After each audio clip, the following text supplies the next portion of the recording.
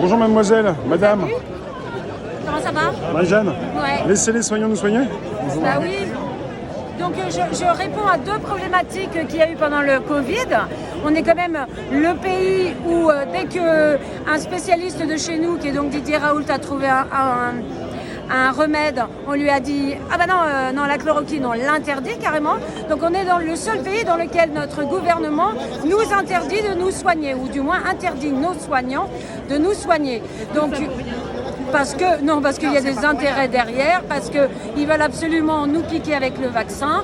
Ils préfèrent envoyer les millions à Gilead que les filer à tous ceux qui sont encore là à manifester.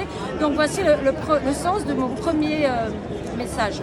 Ensuite, du fric pour l'hôpital, pas pour les vaccins. Voilà. Et donc là, c'est concomitant, c'est-à-dire que ça commence à bien faire d'envoyer du fric pour des vaccins qu'on ne veut pas, des vaccins puceurs, des vaccins avec de l'ARN, donc comme on a dit, pour changer notre ADN.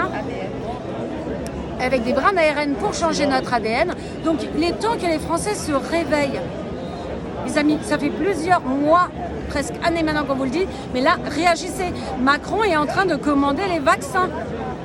Et Bill Gates nous dit qu'il veut nous supprimer une partie de la population mondiale, qu'on est trop nombreux. Ça nous est offert comme un cadeau merveilleux d'égalité.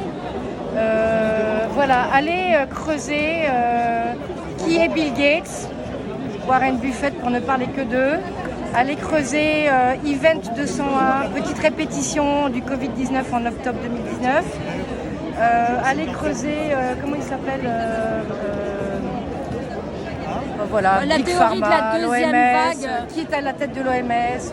Voilà. Il y a plein de petits trésors et de petits bonbons à trouver. À sursauter. Oui, la deuxième vague. Et puis, ne serait-ce que la deuxième vague, où tous les spécialistes de la virologie disent qu'une deuxième vague de rhume d'hiver, ça n'existe pas. Et que là, ils nous insistent que s'il y en aura, en plein été. Et d'ailleurs, ils font tout. Enfin, je veux dire, il y a ceux qui savent. Voilà, la Chine est en train de reconfiner. Malheureusement, comme elle est très au début de tout ça, ça se trouve, ils vont y arriver. Prenez de la vitamine C. Boostez votre système immunitaire, ils vont tout faire. Prenez le soleil, ne vous baladez pas avec votre masque dans la rue où vous respirez votre propre dioxyde de carbone.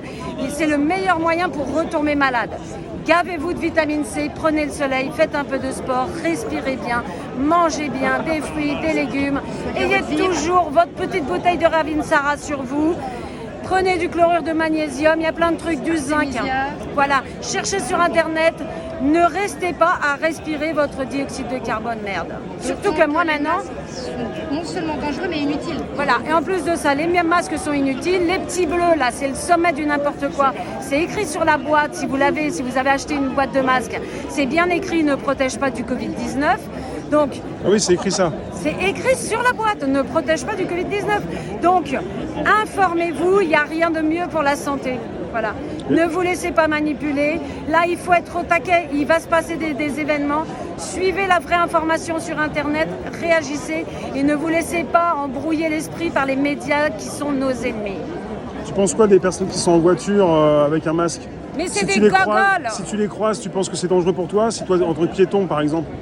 Non mais c'est rien du tout. Le mec, ces masques-là, éventuellement, ils évitent que tu tousses. Par inadvertance, tu fous de la postillonnade partout. C'est le seul truc. Si t'es tout seul dans ta bagnole, mais t'as pas besoin de masque, merde.